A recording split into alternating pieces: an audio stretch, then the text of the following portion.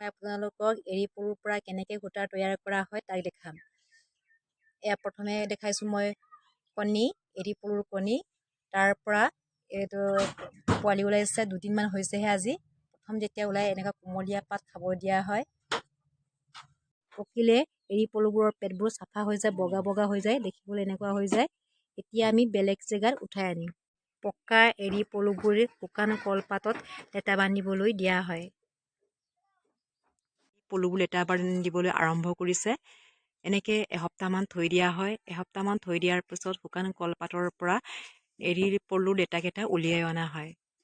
গৰম দিনত কিন্তু 3 দিনমান ৰাখিব লাগে, ঠাণ্ডা দিনত এসপ্তাহমান ৰখা হয়।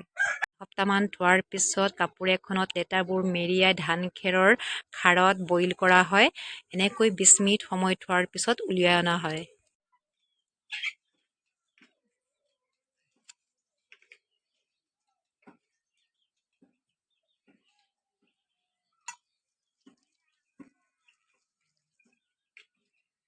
লেটাটোৰ পৰা পলুখিনি উলিয়াই ইয়াত থৈছোঁ।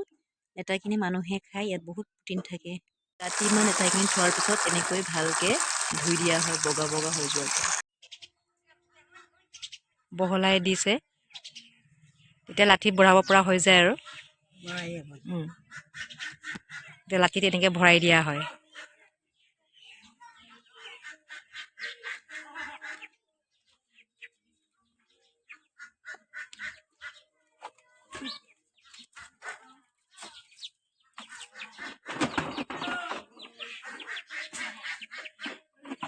এনেকৈ 4-5টামান একেলগে লাঠিটোত ভৰাই দিয়া হয়। চাংঘৰৰ পৰা আমাৰ সূতা কাটিবলৈ বেছি ভাল হয়, আৰু ওপৰৰ পৰা তললৈ এনেকৈ সূতাটো পৰিলে বহুত দীঘল হৈ যায়। ইয়াৰ পৰা আমাৰ এৰী কাপোৰ, চাদৰ মেখেলা এইবোৰ বনোৱা হয়। টাকুৰিটোৰ পৰা চেৰাকীত এনেকৈ ভৰাই দিয়া হয়।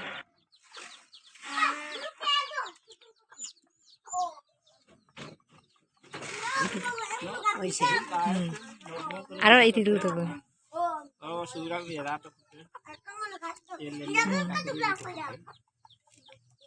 এনেকৈ চেৰাকীত ভৰোৱাৰ পিছত আমি মহুৰাত আকৌ ভৰাবগৈ লাগিব।